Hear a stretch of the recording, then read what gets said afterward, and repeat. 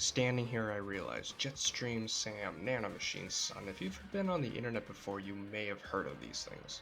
These memes originate from Metal Gear Rising Revengence, chronologically the final game in the Metal Gear series, and in my opinion, the second best in the series. But why? What makes this complete deviation from stealth-based gameplay so good?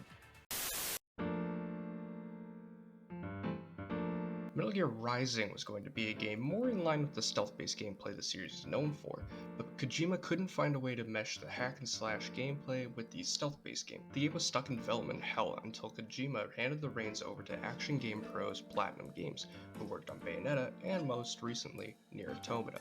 The game was reworked into Metal Gear Rising Revengeance, which was pretty much overhauled from the ground up. Stealth was in the game, but it was pretty basic, kept to a minimum. This was done to focus on the new hack-and-slash gameplay that separated the game from the rest of the series. The story and themes the game portrays are perfectly in line with the rest of the series, however, it's a lot more fast-paced than the other games, which matches its gameplay. The story follows Raiden, a character introduced in Metal Gear Solid 2, 9 years after the events of his game. Working as a cyborg ninja bodyguard under the Maverick private military company, he sets off on his own mission when a rival PMC is discovered to be harvesting child organs to build their own cyborgs. Metal Gear is no stranger to disturbing subject matter, but I think this is the most grotesque story the game has ever told. I think with having such a messed up story, it really made the players resonate with Raiden and get into his shoes. In my opinion, I wasn't controlling Raiden helping win this cause. I was Raiden fighting for his cause. The themes of the game aren't out of line with the rest of the series. I'm not going to talk about them in this video, but I feel like the reveal of the main idea is one of the best moments in the game, and the events that happen afterwards are just insane. But I can tell you that it still has to do with war and murder, which is not foreign to the Metal Gear franchise. I believe this is one of the best stories the series has ever told. It's engaging, and it knows how to reel the player in and keep them invested. The gameplay is arguably the best part about Metal Gear Rising. The hack-and-slash combat is extremely fluid, fast, and ultimately fun. Platinum Games was definitely the right choice for this project, not just because they know how to make a good hack-and-slash, but just a good action game in general. Most of the time you'll be using X or Y to attack enemies, but this game has a unique ability for you to use, known as Blade Mode, where you can slice your enemies into hundreds of pieces. While this sounds unnecessarily violent, it actually acts as your main healing source.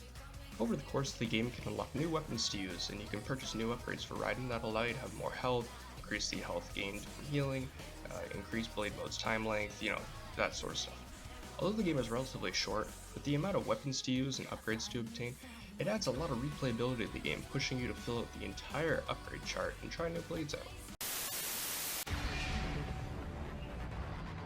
This is the part I've been waiting for. Writing this script I was going to call it soundtrack, and then soundtrack and cinematics, and then immersion, but I think presentation encapsulates all of that into one. The aesthetic and the tone of the game is what I think made a lot of fans fall in love with this game. I want to talk about two missions that caused me to feel an insane amount of hype every time I played. First mission, which is Guard Duty, and the last mission, which is Assassination Attempt. Guard Duty has a moment where you fight Metal Gear Ray, the main plot point of Metal Gear Solid 2.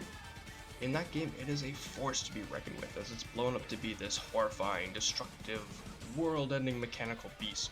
In Rising, however, it treats fighting this thing like just another day at the office. A once extremely difficult enemy to face is now overwhelmed by your speed and skill. Raiden can effortlessly disable this 20-foot-tall monster of a machine with nothing but a sword.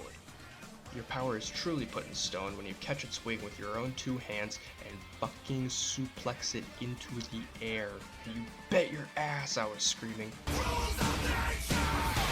when I was getting gameplay with this fight. It just fills you with this overwhelming excitement and power that makes you feel unstoppable. Now to talk about Assassination Attempt, and actually I think it'd just be better if I showed you the scene fully and then talked about it. So yes, I know the song doesn't play during the actual part, so I'm just going to add it in because it's the right thing to do.